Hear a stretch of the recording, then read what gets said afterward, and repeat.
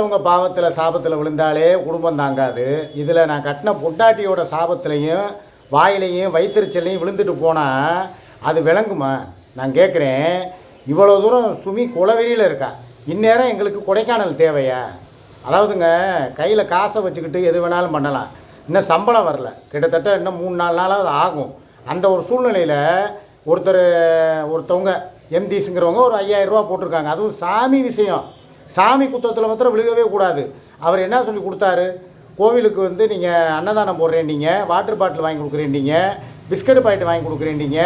அந்த காசை வந்து 5000 ரூபா நான் உங்களுக்கு தர்றேன்.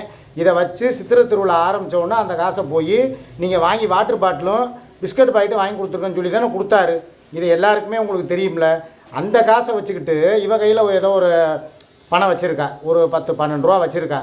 இதை வச்சுக்கிட்டு வா நம்ம 2 பேரும் கொடைக்கானலுக்கு போகலாம். இப்போ என்ன இது ரொம்ப அவசியமா? நான் கேட்குறேன். இப்போ காசு இல்லாத சூழ்நிலை. 2வது பிள்ளைய வந்துட்டாங்க. பிள்ளைய வந்த நேரம் அவங்க அம்மாவை ஃபோன் பண்ணி எப்படிலாம் பிளான் போடுறா பாருங்களேன். ஆனால் சுமியோட வயிற்றுச்சலில் விழுகிறதுக்கு இவளுக்கு என்னென்ன கதி நடக்க போகுதுங்கிறத மாத்திரம் வேடிக்கை பார்க்குறீங்களா? நானும் இவளுக்கு ஒவ்வொரு பிரச்சனையவா சால்வ் பண்ணி விட்டுக்கிட்டே தான் இருக்கேன். ஆனால் அடுத்தடுத்த பிரச்சனையை உருவாக்கிக்கிட்டே இருக்கான். இவன் ஏதாவது ஒன்று பேச, அதில் நான் போய் சிக்க, 2 பேரும் சேர்ந்து சிக்க, அதிலிருந்து இவளை காப்பாற்றி கொண்டு வர, திருப்பி எங்கேயாவது ஒரு பிரச்சனையாக இவளை எத்தனை வருஷம் நான் எத்தனை மாதத்துக்கு இவளை காப்பாற்றுறது? இந்த நேரம் அவங்க அம்மாவை அங்கேருந்து ஃபோன் பண்ணி வர வச்சு பிள்ளைய கோகுலு திலீப்பா 2 பேரையுமே பார்த்துக்கிற சொல்லிவிட்டு வா கொடைக்கானல் போவோம், பப்புவையும் விட்டுருவோம், நம்ம 2 பேரும் போவோம்னா அப்படி உனக்கு உல்லாசம் சல்லாபம் தேவையா? வாழ்க்கையில் அவனுக்கு சாதித்தோமா, ஒரு வீடை கட்டினோமா, வாசலை கட்டினோமா, நிலப்புலத்தை வாங்கினோமா, அது விஷயமாக வந்து யோசிப்போமா? அதெல்லாம் இல்லை. எப்போ பார்த்தாலும் மூடு மூடு மூடு மூடுன்னா நான் சொல்கிறது, நான் மூடி தான் இருக்கேன். அவளுக்கு மூடு, எப்போ பார்த்தாலும் மூடு. இல்லை, ஒரு பொம்பளையாக இருந்தால் அடுத்த கட்ட நகர்வுகளை நோக்கி போய்கிட்டே இருக்கணும். இதே சுமியும் தான் இருக்குது. அது பாட்டுக்கு வீட்டில் பேரன் பிள்ளைங்க என் மைங்களுக்கு சமைச்சு கொடுக்க, பேரனுக்கு வந்தால் ஏதாவது நல்லது பொழுது ஆக்கி கொடுக்க, அவங்க கூட கொஞ்சம் விளையாட, அப்படித்தான் நானும் இருக்கணும். நீங்கள் எல்லாரும் என்னையை தான் கழுவி ஊற்றுவீங்க. ஏண்டா உன் பொண்டாட்டி மூத்தரத்தை வாங்கி நீ 3 முனக்கு குடிடா மூதேவி, உனக்கெல்லாம் புத்தி வருமா? அந்த பொம்பளை எப்படி வீட்டில் எங்கேயாவது கால் கிளப்பி போகிறாளா பார்த்தீங்களா சுமி? இன்னொன்று சொல்கிறேங்க, இவளை இந்த சூர்யாங்கிறவளை செருப்ப கலட்டி அடித்தா கூட எனக்கெல்லாம் வந்து அடங்காதுங்க. காரணம் என்ன தெரியுமா? அவள் பாட்டுக்கு வீட்டில் சிவனேன்னு இருக்கா சுமிங்கிறவ. எங்கேயாவது போகிறாளா வர்றாளா, இல்லை ஏதாவது கால் கிளப்பி சும்மா ஒரு நாள் பாண்டிச்சேரிக்கு போயிட்டு வந்தா. அதுவுமே அவங்களுடைய ஃபேன்ஸு அங்கே ஒரு டெய்லர் கடை வச்சுருக்கிறவங்க அங்கே இருந்தப்போ பழக்கம். அதை வச்சு அவங்கள போய் பார்க்க போனதுக்கே பாண்டிச்சேரியில் பாண்டி கூட ஓடி போயிட்டா, அங்கே போய் உல்லாசம் அனுபவிக்க போகிறா, அங்கே போய் புழக்க போயிட்டா. இதே மாதிரி சுகைல்கிட்ட வந்து வீடியோ காலை அவுத்து காட்டுறா. நான் கேட்குறேன், இதில் ஏதாவது ஒரு உண்மை இருக்காங்க? நல்லா யோசிச்சு பாருங்கள். இவ பேசுகிற பேச்சில் ஆதாரபூர்வமாக ஏதாவது ஒன்றாவது இருக்கா? கிடையாது. மாறா சுமி தினம் உட்காந்து கண்ணீர் விடுது, அழுகுது. அப்படியே பார்க்குறதுக்கே பரிதாபமாகவும் பாவமாகவும். ஏற்கனவே அந்த பிள்ளைக்கு முடியாத பிள்ளை, ஆப்ரேஷன் பண்ணி ஏற்கனவே 12 தையல் வயிற்றில் போட்டது. இப்போ அந்த வலி வலிச்சுக்கிட்டு இருக்கு, இன்னமும் வலிக்குது. அதை என்கிட்ட சொல்லி தினம் அழுகுது. நான் மீடியாவுக்குள்ளே இதை சொல்லாமல் எப்போ வாப்பா நம்ம ஆஸ்பத்திரிக்கு போகலாம் அப்படின்னு சொல்லி கெஞ்சிட்டேன், கதறிட்டேன். சின்னவன் வேலை இல்லாமல் இருந்தால் இப்போ வேலை கிடச்சிருச்சு போல் வேலைக்கு போக ஆரம்பிச்சிட்டேன். ஆக என்னால் வீட்டில் அந்த சுடுகாட்டு வீட்டுக்குள்ளே ஒத்தையில் இருக்க முடியலைங்க. எனக்கு ஒரு மாதிரி வருதுங்க. ஒரே அந்த புனை எரிக்கிற வாடையை கண்டாலே ஆக மாட்டேங்குது. என்னை கூட்டு போங்க, இல்லைன்னா வேறு பக்கம் வீடு பார்த்து கொடுங்க. எவ்வளவோ கெஞ்சுது, கெதறுது சுமி. ஆனால் இது எதுலையாவது நான் அக்கறை எடுக்கிறேன்னா? ஆக என்னையை தாங்க நானே வந்து கேவலமாக நினைக்கிறேன். நான் மாத்திரம் கேவலமாக நினைக்கல, நீங்களே என்னையை தான் கேவலமாக நினைப்பீங்க. காரணம், ஏங்க கட்டின பொண்டாட்டிக்கு ஒரு நல்லது கெட்ட செஞ்சு கொடுக்குறதுக்கு வக்கு இல்லை, துப்பு இல்லை. ஆனால் கூத்தியாக கூட கொடைக்கானல் முக்கியமா அப்படின்னு நீங்கள் கமெண்டில் கேட்பீங்களா, கேட்க மாட்டீங்களா? கொஞ்சம் யோசிக்கணும். அது போக வளர்ந்த பிள்ளைய அப்போ ரைட்டு, ஏதோ ஒரு காலத்தில் நாங்கள் உல்லாசமாக இருந்தோம், ஒரு ஏதோ நல்லது கெட்டது நடந்துச்சு சூர்யாவுக்கும் எனக்குன்னு வச்சுக்கிறோமே. இப்போ உள்ள சூழ்நிலை என்ன? +2 முடிச்சுட்டான் அந்த பையன். காலேஜ் போகிற பையலை வச்சுக்கிட்டு எங்களுக்கு கொடைக்கானல் ஒரு கேடா? இல்லை, அங்கே போய் நான் என்னத்தை போய் சாதிக்க போகிறேன்? ஒரு மண்ணாங்கட்டியும் கிடையாது. ஆனால் ஊனா கொடைக்கானலுக்கு போவோம். இங்கே வீட்டுக்கு இதில் இன்னொரு கொடுமை என்ன நான் சொல்லவா? சொன்னேன்னா நீங்கள் கருப்பியை காரி துப்புவீங்க.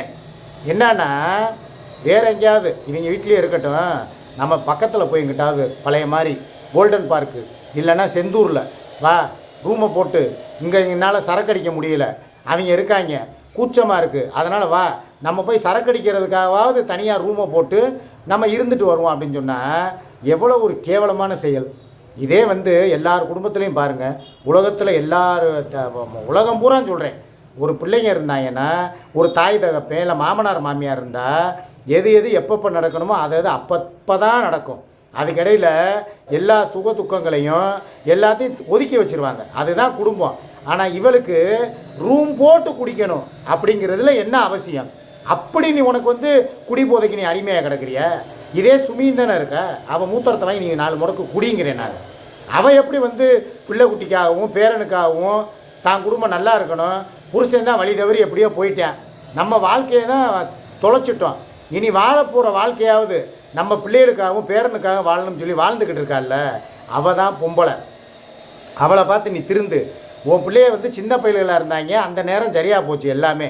இப்போ வளர்ந்த பிள்ளைகளை வச்சுக்கிட்டு இன்னும் வந்து அவன் வாலிபமாகி இன்னும் அடுத்து அவனுக்கு வந்து பொண்ணு பார்க்கணும், இன்னும் அவன் ஸ்கூலுக்கு காலேஜுக்கு போகணும், அவனுக்கு ஒரு நல்ல ஜாப் ரெடி பண்ணி கொடுக்கணும்.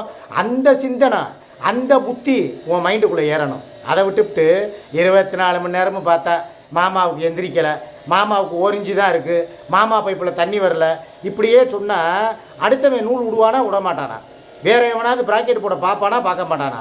அப்போ இந்த ஆள் என்ன கையாளாதாகாதவனா? இவனை வச்சுக்கிட்டு தான் இவன் வந்து பணத்துக்காக தான் இப்போ நீ வாழ்றியா அப்படின்னு உன்னை கேட்பானா கேட்க மாட்டானா? இப்போ ரொம்ப பண்ணுறாங்க, கருப்பு கலர் ட்ரெஸ்ஸு போட்டால் வர்றாங்க, தொப்புள் என்கிட்டே பப்ளிக்காகவே சொல்கிறாங்க கமெண்டில், மாமா சூர்யாவோட தொப்புள் சூப்பராக இருக்குது, நாங்கள் வேணால் வந்து பம்பரை விடவா, நாங்கள் வேணால் ஆப்பாயில் போடவான்னு சொல்லி என்கிட்டயே கேட்குறாங்க. அந்தளவுக்கு யார் பேச வச்சது? கொஞ்சம் யோசிக்கணும்ல. ஒழுக்கமாக இருந்தால் இதே சுமி இருக்கா, சுமியை பார்த்து யாராவது இந்த மாதிரி ஒரு கேள்விகளை கேட்குறாங்களா?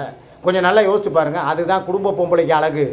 உன்னைய பார்த்தா வான்னு தான் கண்ணடிச்சு கூப்பிட்ற மாதிரி இருக்க, அவங்கள பார்த்தா கும்பிட்ற மாதிரி இருக்காங்க. ஆனால் அவங்கள தான் நீ 1008 குறை சொல்லி நொன்னோட்டின்னு சொல்லி அவள் குடும்பத்துக்கு லாயக்கு இல்லாதவ சுகைலுக்கு திறந்து காட்டுறா. அதில் வர்ற காசில் ஏன்னா இன்னொரு விஷயம் சொல்கிறேன், நல்லா கேட்டுக்கோங்க. இந்த மாதம் வந்து அவளுக்கு யூடியூப் வருமானம் வரலை, வாஸ்தவம் தான், நான் இல்லைன்னு சொல்லலை. ஆனால் அதுக்காக சுமி மேலே இவள் எவ்வளோ பெரிய அபாண்டமான பழியை போடுறான்னு உங்களுக்கு தெரியுமா? சுமிக்கு தான் வருமானம் இல்லை, நீயும் தான் கொடுக்கல இல்லை, அப்புறம் எப்படி அவளுக்கு வந்து உங்கள்கிட்ட காசே கேட்காம அப்படியே குடும்பத்தை ஓட்டுறா? அவள் ஒரு வேளை சுகைல்கிட்ட திறந்து காட்டி பணத்தை வாங்குறாளா அப்படின்னு சொல்லி என்கிட்டே கேட்குறா. சப்புன்னு ஒரு அறை விட்டேன் கண்ணத்தை காட்டி, ஏன்டி என் பொண்டாட்டியை பார்த்தா உனக்கு எப்படி தெரியுது? என் பிள்ளைய இல்லையா, என் பெரியம்மையன் இல்லையா, சின்னம்மையன் இல்லையா, அவங்க சம்பாதித்து கொடுக்க மாட்டாங்களா? இல்லை நான் தான் அவளுக்கு காசு கொடுக்க மாட்டேனா? தெரிஞ்சே கொடுப்பேன். ஒரு 3000 ரூபா கொடுத்ததுக்கு நீ அந்த கேள்வி கேட்டால, இந்த மாதம் சம்பளம் வந்த உடனே 30,000 ரூபா கொடுக்க போகிறேன். இதை யாரால் தடுத்து நிறுத்த முடியும்? இவனால் நிப்பாட்ட முடியுமா? கொடைக்கானலுக்கு போயிட்டு வந்தால் 15,000 ரூபா இல்லைங்க, 30 ரூபா செலவாகும் குறைஞ்சது. ஏன்னா சுமி எப்படியும் பப்புவை பார்த்துக்கிறாது, நான் தான் வந்து கூட்டு போகணும். அப்போ பெட் அனிமலோட ஒரு ஊருக்கு போனால் ஒரு ரூமுக்கு குறைஞ்சது 6,000 ரூபாலேருந்து 7,000 ரூபா கேட்பாங்க. 3 நாளைக்கு எவ்வளவு? 18,000 ரூபா. அங்கே போய் சும்மா இருப்பியா? 5,000 ரூபாய்க்கு குடிப்பா, நல்லா சரக்கு, நல்ல இதுக்கு அதுக்கும் கூலிங்க்கு அதுக்கும் பீரு, இது போய் என்னென்ன சாப்பிடுமோ சாப்பிடுவா, திம்பா, நல்லா பண்ணி தின்ன மாதிரி திம்பா, கறியை வாங்கு, மீனை வாங்கு, மட்டனை வாங்கு அப்படின்னு சொல்லி திம்பா. எப்படி 30 ரூபா காலியாகும்? 3 நாளில் 30 ரூபா காலியாகிறது பெருசா? இல்லை 30,000 ரூபா கொடுத்தா என் பொண்டாட்டி அழகாக ஒரு வீடு பிடிச்சி தனியாக ஒரு இடத்துக்கு வந்து சுடுகாட்டு வீட்டை தாண்டி நல்ல இடத்துல குடி வர்றது தேவையா? கொஞ்சம் யோசிச்சு பாருங்கள். நான் எதுக்கு உதவி பண்ணுவேன்? 3 நாளில் அவ்வளவுதான் முடிஞ்சு போயிருங்க எல்லாம். ஆனால் அங்கே அப்படி கிடையாது.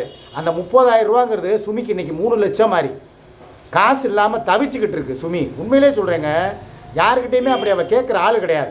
இவள் சொல்கிறா பாருங்கள், சுகைல்கிட்ட திறந்து காட்டி அவுத்து காட்டி பணத்தை வாங்குற, அதனால தான் உன்னைய நோண்டாமல் இருக்கிற அப்படின்னு சொல்லி என்னைய சொல்கிறா பார்த்தீங்களா?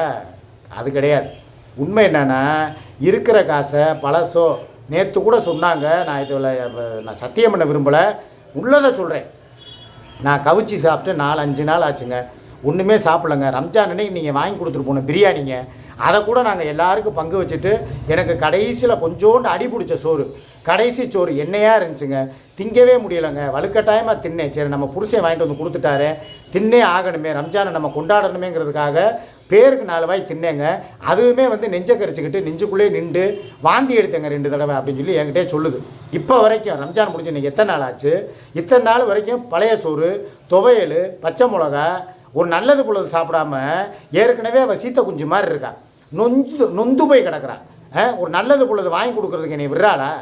எதுவுமே வாங்கி கொடுக்கக்கூடாதுன்னா சரி நான் என்ன சொன்னேன், அப்பா அவர் கொடுத்த அந்த எம்டிஸ் அவங்க கொடுத்த அந்த 5000 வந்து நான் சுமிக்கு கொடுத்துட்றேன்ப்பா, அது ஏதோ நல்லது போல வாங்கி சாப்பிட்டுக்கிறட்டும், நம்மளுக்கு சம்பளம் வரட்டும், இவன் கையில் இருக்குல்ல அந்த ரூபாயை எடு. 14000 ரூபா வச்சுருக்கா, உண்மையிலே சொல்கிறேன் 14000 ரூபா வச்சுருக்கா, அந்த காசை எடு, செலவு பண்ணிக்கிடுவான். செலவு பண்ணிட்டு அப்புறமா வந்து சித்திரை திருவிழாப்போ அதிலேருந்து நம்ம சம்பளம் வந்தவொன்னே 5000 ரூபாயை போட்டு வச்சுருவோம்ப்பா. இப்போதைக்கு சுமி பணம் இல்லாமல் ரொம்ப தவிக்குதுப்பான்றதுக்கு அதெல்லாம் கொடுக்கக்கூடாது. 10 காசு நான் கொடுக்க விட மாட்டேன். நீ 100 ரூபா தான் உனக்கு நான் செலவுக்கு தருவேன். எப்படி இவன் எனக்கு பிச்சை போடுறான், தினம் 100 இவன் தருவாளா, அதை வாங்கி நான் செலவு பண்ணிக்கிறணுமா? இவன் மாத்திரம் வந்துக்கிட்டு இவன் பிள்ளைகளுக்கு ஸ்கூல் ஃபீஸ்லேருந்து இப்போ இந்த காலையிலேயே லெமன் சாதம், அப்புறம் என்னமோல உருளைக்கிழங்கு பொரியல், மீன் எல்லாம் செஞ்சு ராட்டு எல்லாம் செஞ்சு பிள்ளைகளுக்கு பார்சல் கட்டி இவன் அனுப்பி விட. அந்த அளவுக்கு இவ பிள்ளைகளை சேஃப்டி பார்க்குறதுல இவ இருக்கா. இவ பிள்ளையை நல்லா கவிச்சு சாப்பிடணும், நல்லது புள்ளது சாப்பிட்ணும்னு இவன் நினைக்கிறா. அதே என் பேரை சாப்பிட்றதில்ல நான் ஏன் குறை வைக்கணும், ஏன் பொண்டாட்டி சாப்பிட்றதில்ல நான் ஏன் குறை வைக்கணும்? இன்றைக்கி நான் வாங்கி கொடுப்பேன், இன்றைக்கி எதுவுமே நடக்காது. அவசர கூட்டமும் வேணாம், ஒரு ஆலோசனை கூட்டமும் வேணாம், ஒரு மண்ணாங்கட்டியும் வேணாம். எனக்கு தேவை என் குடும்பம். என் பொண்டாட்டி அங்கே அடிபட்டு வயிறை பிடிச்சிக்கிட்டு மூச்சு விட முடியாமல் மூச்சு குத்தில் சுருக்கு சுருக்கு சுருக்குன்னு குத்திக்கிட்டு கிடக்கிறா. இவளுக்கு குத்தாட்டம் கேட்குது, குத்து கேட்குது, எதுவுமே நடக்காது. இன்றைக்கி நான் சொல்கிறது தான், பிள்ளைகளை கூப்பிட்டு போய் நீ விடுன்ட்டேன், நீ போய் விட்டுட்டு வா, என்னை எதிர்பார்க்காத. இனிமேல் நான் இப்போ இங்கே வந்து வீடியோ போடுறேன்னா இப்படியே கிளம்பி நேராக சுமி வீட்டுக்கு போக போகிறேன். அவங்களுக்கு என்ன வேணுங்கிறத தேவையானதை வாங்கி கொடுத்துட்டு அவங்களுக்கு இன்றைக்கி கூடவே இருந்து ஆஸ்பத்திரி கூப்பிட்டு போய் அந்த ஸ்கேன்லாம் வாங்கினோம் பாருங்கள். இப்போ வரைக்கும் அவ்வளோ ரூபா செலவு பண்ணி என்ன பிரயோஜனம்? அந்த ரிப்போர்ட்டை போய் ஒரு ஸ்பெஷலிஸ்ட்டிட்ட காட்டணும். எந்த இடத்துல அடிபட்டுருக்குங்க, மண்டை வீக்கு என்ன வத்த மாட்டேங்குது, கண்ணுக்கு கீழே ரத்தக்கட்டு குறைய மாட்டேங்குது, அடிவவுத்துக்கிட்ட இங்கே சைடில் பூரா வலிக்குதுங்கிறாங்க, செக்கப் பண்ணி சொல்லுங்கன்னு சொல்லி ஒரு ஸ்பெஷலிஸ்ட்டை போகணுமா இல்லையா? அவ்வளோ காசு செலவு பண்ணி அந்த எம்ஆர்ஐ ஸ்கேனு அதெல்லாம் எடுத்து என்ன பிரயோஜனம்? பிளட் டெஸ்ட் மாத்திரம் 5000 ருபீஸ்க்கு எடுத்திருக்கேன். அதை கொண்டு போய் காட்டி அதில் என்ன ரிசல்ட்டு, என்ன எதுவும் ஃபால்ட் இருக்கா, ஏதாவது காட்டணும்ல. இப்படித்தான் கவனிக்காமல் விட்டு என் தாயை இழந்தேன், பெத்த தாயை. அதே நிலைமை எனக்கு தாய்க்கு அப்புறம் தாரம். என் தாரத்தை இழக்க நான் விரும்பலை. என் தாரத்துக்கு நான் என்ன பண்ணணுமோ அதை நான் பண்ணியே தீருவேன். எனக்கு இப்போதைக்கு ஆலோசனை கூட்டம் உல்லாசம் சல்லாபம்லாம் தேவை கிடையாது. அதெல்லாம் தாண்டிட்டேன் நான். இனிமேல் ஒரே பேச்சு, என் குடும்பம் தான் எனக்கு முக்கியம். என் பையன் தான் வேலைக்கு போக ஆரம்பிச்சிட்டேன். அடுத்த கட்ட நடவடிக்கை அவனுக்கு நல்ல இடத்துல ஒரு பொண்ணை பார்த்து கல்யாணம் முடிக்கணும். நகை நட்டு சீர்சனத்தி எல்லாம் நாங்கள் அதாவது கட்டிக்க போகிற பொண்ணு கொடுக்குறவங்க எங்களுக்கு செய்ய வேணாம். நாங்கள் பொண்ணு எடுக்கிறவங்க நாங்கள் செஞ்சு 25 பவுனு 50 பவுன் நகையை போட்டு என் மகனுக்கு ஜாம்னு கல்யாணத்தை நான் முடித்து வைப்பேன். நடக்கும். இந்த வருஷம் எண்டுக்குள்ளே தீபாவளிக்குள்ளே இதை நான் நடத்தி காட்டுவேன். கண்டிப்பாக உங்கள் மேலே ஆணையாக சொல்கிறேன், உங்கள் எல்லார் மேலே ஆணையாகவும் சொல்கிறேன், என் மேலே ஆணையாகவும் சொல்கிறேன். நடத்தி காட்டுவேன். இவ என்னத்தை பிடுங்குறாங்கிறத நம்ம வேடிக்கை பார்ப்போம். இவ மாத்திரம் இவ குடும்பம், இவ பிள்ளைங்க, இவங்க அம்மா, இவங்க அண்ணன், இவ புருஷன், அந்த குடிகார புருஷன் எல்லாத்துக்கும் இவ வந்து ஜால்ராக தட்டிக்கிட்டு இவ குடும்பம் ஒற்றுமையாக இருக்கணுமா, பிரியவே கூடாதான். ஆனால் நான் மாத்திரம் எல்லாத்தையும் இழந்துட்டு தனிமரமாக ரம்ஜான் அன்னைக்கு ஒத்தையில் அனாதை மாதிரி பிரியாணி தின்னேன் பாருங்கள். இது எனக்கு தேவையா? 4 பேர் என்னை அனாதைங்கிற பட்டம் கொடுக்கணும்னு எனக்கு அவசியமா? எனக்கு இருக்குது சொந்தம் சுருத்து பூரா செங்கோட்டையில், இளையாங்குடியில் இருக்காங்க, இதே சுப்பிரமணியபுரத்தில் இருக்காங்க. அவ்வளோ சொந்தம். ஏன் சுமிக்கு இல்லாத சொந்தமா? எங்கள் குடும்பம் எங்களை பார்க்காதா? நான் அனாதையா? நான் என்ன சொல்கிறேன்னா, அனாதைங்கிற பட்டத்தை நீங்களாக தான் எனக்கு கொடுத்துறீங்க, எனக்கு அதை வர வச்சுக்கிட்டேன். அந்த மாதிரி ஒரு பிம்பம் ஆகிப்போச்சு. அதை உடைக்கிறேன். இனிமேல் என் சொந்தக்காரங்க வீட்டுக்கு பூரா போகிறேன், அவங்க ஊரை வீடியோ எடுத்து போடுறேன். என்னுடைய சொந்த ஊர் செங்கோட்டைக்கு போகிறேன், வீடியோ எடுத்து போடுறேன். எங்கள் அம்மா ஊர் இளையாங்குடிக்கு போகிறேன், வீடியோ எடுத்து போடுறேன். யார் என்ன பண்ணுறாங்கிறத பார்ப்போம். சரியா? சூர்யாவுக்கு கடைசியாக சொல்லிக்கிறேன், நீ போடுற திட்டங்கள் எதுவும் நடக்காது. இனிமேல் என் பொண்டாட்டி அழுக விட மாட்டேன், அவள் கண்ணிலேருந்து ஒரு சொட்டு கண்ணீர் வர விட மாட்டேன். அவளை நான் பக்கத்தில் இருப்பேன். நேற்று ஒரு பேருக்கு தாங்க சொன்னேன், என் சுமி தான் எனக்கு வந்து வைத்தீஸ்வரி, நான் தான் வானவராயன், நாங்கள் 2 பேரும் எஜமானில் வந்த வானவராயன் வைத்தீஸ்வரி மாதிரி வாழ்ந்தோம்னு சொல்கிறேன். இதே டைலாக்கு தான் காலையில் போனை போட்டு 6 மணி இவளை பேசிக்கிட்டு இருக்கும்போது ஊடால இதே டைலாக்கு தான் காலையில் என்கிட்ட சொல்லிட்டு போனேன். இவளை பார்த்தா இவன் என்ன வைத்தீஸ்வரியா? இவ நல்ல வாயில் வந்துடும், வேறு மாதிரி எனக்கு கெட்ட வார்த்தை வருது. சரியா? வேணாம், சொல்லக்கூடாதுன்னு பார்க்குறேன். இவெல்லாம் ஒரு ஆளா? எனக்கு எப்பயுமே முறைப்படி தாலி கட்டின புருஷன் முண்டாட்டி தான் எஜமான் வைத்தீஸ்வரி மாதிரி வாழ முடியும். இவ யார்? இடையில வந்தவ கூமாப்பட்டி கூத்தியா. இவ வேலை என்ன? வந்தோமா, இருந்தோமா, விரிச்சோமா, முடித்தோமா, கொஞ்சம் சம்பாரிச்சோமா, இடத்த காலி பண்ணிட்டு போயிட்டே இருக்கணும். என் குடும்பத்தோடு என்னை வாழ விடணும். என் குடும்பத்துக்கு செய்கிறத தடுத்தாலோ நிறுத்தினாலோ இதோடைய பின்விளைவுகள் மோசமாக இருக்கும். இந்த வீடியோ மூலமாக உங்களுக்கு நான் எச்சரிக்கை விடுறேன்.